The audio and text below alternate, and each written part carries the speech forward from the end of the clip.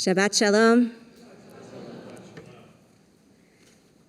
Sadly, I think that many of the anti-Zionist Gen Z Jews are lost to us, at least for the foreseeable future. I say this with great pain, and I hope I am mistaken. But I fear that many of the anti-Zionist Gen Zs will not return in the coming years. Part of their critique is against the Jewish establishment, especially synagogues, and rabbis who feel they are collaborating with immorality. Harsh words. A stark perspective on the North American Jewish future. To provide you with context, I just read a quote from our own Rabbi Ammi Hirsch, words he delivered on this pulpit at the Recharging Reform Judaism Conference in May. The fear he expresses is significant and in many ways tangible. Yet, I will reassure you, it did not lead him to despair. Rather, this assessment of reality spurred us to action.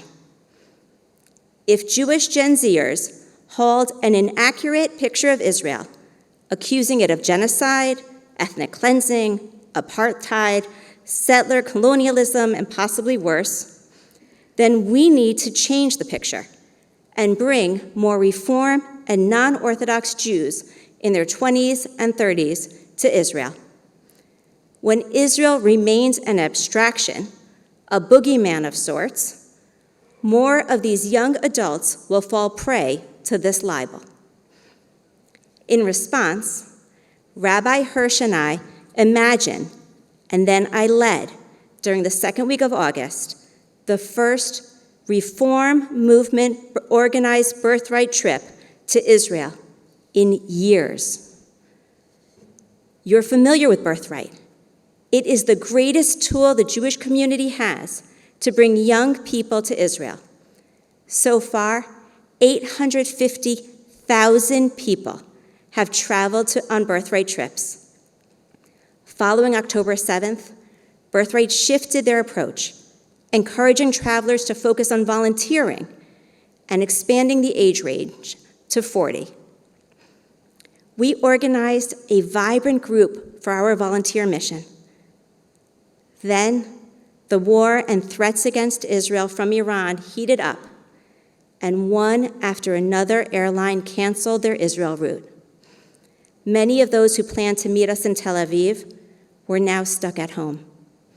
So, we proudly went forward with a mighty group of 12 Americans, a group that understood and accepted the risk from a threatened coordinated attack on all fronts and an expanded war beyond what Israel has already experienced. But it wasn't supposed to be this way. Our Torah portion, Parashat Ekev, tells us about the promise of this land. V'haya ekev tishme'un et hamishpatim ha'eleh, u'shmartem v'asitem otam, v'shamar Adonai Elohecha lecha et habrit v'et hachesed, asher nishba la'avotecha. And if you obey these rules, your God will maintain faithfully for you the covenant with your future, with your fathers. You shall be blessed above all other peoples. God will ward off from you all sickness. God will not bring upon you any of the dreadful diseases of Egypt, about which you know, but will inflict them upon all your enemies. Yet, Israel of August 2024 does not feel favored by God or particularly blessed. I could share the many difficulties Israel faces now, but you're probably familiar with the military ones, so I won't focus on them. What I was unprepared to face was the almost debilitating power of psychological warfare. When we were there, and likely still now, Israelis were awaiting this coordinated and unprecedented attack from Iran and all of its proxies. Homefront Command had encouraged civilians to stock their shelters with food, water, and other necessities so they can remain inside them for days. Office buildings now leave their front doors open overnight, so passers-by can run inside the shelter if needed. A nurse recently posted a video on Instagram. She sits in her car and describes her drive to work. It usually takes over an hour, but on that morning was under 45 minutes. There were no cars on the road. Her fellow workers were not leaving home that day, not wishing to risk being away from the loved ones during the attack. She called out to Israelis to return to their full lives and not let fear guide them. In my free time, I met up with old friends. They shared similar hesitations. My college suite mate lives in Jerusalem and works remotely or in Tel Aviv. A mother of 3, she wasn't certain she would return to the office soon. The 40-minute train ride brings her too far from home and her children. Also, in whispered conversations with friends, most confided that they have a child struggling with anxiety. This is the debilitating power of psychological warfare. It impacts every decision. It robs you of freedom and joy and allows fear to apply constant pressure to your heart and mind. New for me on this trip was seeing the sites of the massacre of October 7th. Each Birthright trip participates in these visits to the Nova Festival, the bomb shelter from where Hirsch Goldberg Poland was taken as a hostage and many others murdered, and the site where over 800 burned out and gunshot-riddled cars have been gathered, piled high and extending over acres. These are both crime scenes for forensics and a memorial to the dead. When Yad Vashem was founded, protocol was established for visiting dignitaries, requiring a stop at the Holocaust Museum and Memorial. Today, there's a new pilgrimage site. All who visit Israel, just like our congregational trip this past spring, will visit these memorials to massacre and reflect on their significance. There's a second site since October 7th that visitors are required to experience: Hostage Square. There, in this large public space alongside the buildings of high culture in Tel Aviv and across from Israel's Pentagon, are artistic displays representing the hostages, including an exhibit designed to give you the feeling of being in a Hamas tunnel. On Saturday nights, preceding a rally in which families of the hostages or former hostages themselves address an audience of thousands, the Israeli Reform movement leads a song and prayer circle to hold the national pain. And if you obey these rules and observe them carefully, your God, Adonai, will maintain faithfully for you the covenant made with your fathers. God will favor you and bless you and multiply you in the land sworn to your fathers to be assigned to you. Where are the blessings that God promised Israel? With an engaging group of travelers in their 20s and 30s, which included the great niece of Israel's most important and successful spy, converts to Judaism, first-time travelers to Israel, those who only discovered their families were Jewish in the past few years, artists, teachers, women's health advocates, urban farmers, nurses, mental health professionals, and more. This trip was anything but depressing. I said before that this was the first Reform movement birthright trip in years. Rabbi Hirsch and I are certain that it can't, no, it won't be the last. Blessings abounded everywhere we looked for them.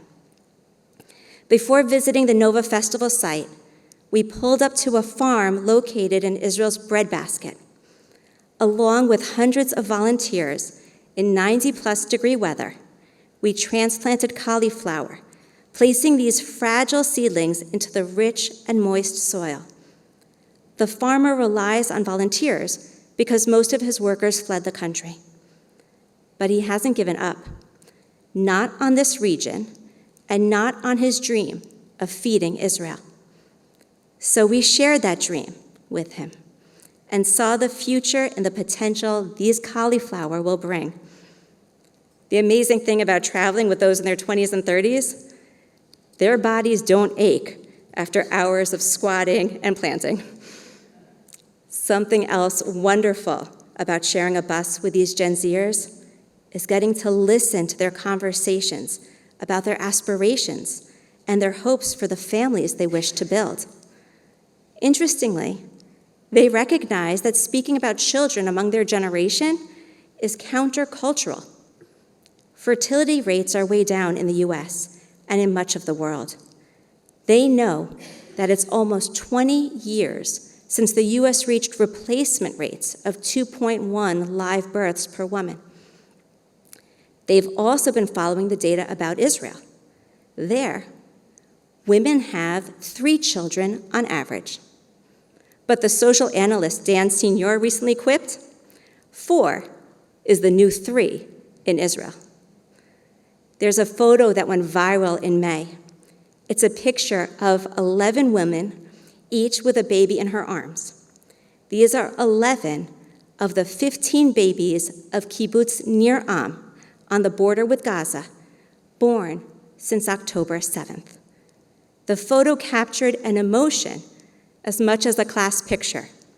Kibbutz Nir Am, where many residents have now moved back following their evacuation, believes in the future. They're looking ahead with hope and with confidence. Before babies comes marriage. When Adir Mesika was murdered on October 7th, his father, Alon, wished to do something meaningful in Adir's memory.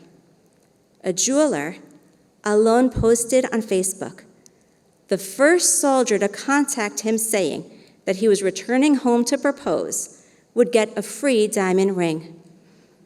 Within 6 minutes, a soldier reached out. They arranged to meet. But then a few minutes later, another soldier contacted him. What was Alon to do? Say no to this soldier? As of yesterday, Alon has given away 104 diamond rings to Israel's newest couples, all soldiers serving their country. Our parasha describes both what the land of Israel yields, along with warnings of the terror that can befall the Jewish people. Visiting Israel today is about holding both realities. But Israelis have a power that probably doesn't exist in most other nations. They always have an eye on the future. Their values are reliant on the blessings that the future holds. As our parasha guides, keep therefore all the instruction that I enjoin upon you today, so that you may have the strength to enter and take possession of the land. Uleman tarichu yamim al ha'adama, asher nishba Adonai lavotechem latet lahem, lizaram, eretz, zavat, chalav, udvash. And that you may long endure upon the soil that Adonai swore to your fathers to assign to them and to their heirs a land flowing with milk and honey. May these blessings arrive speedily.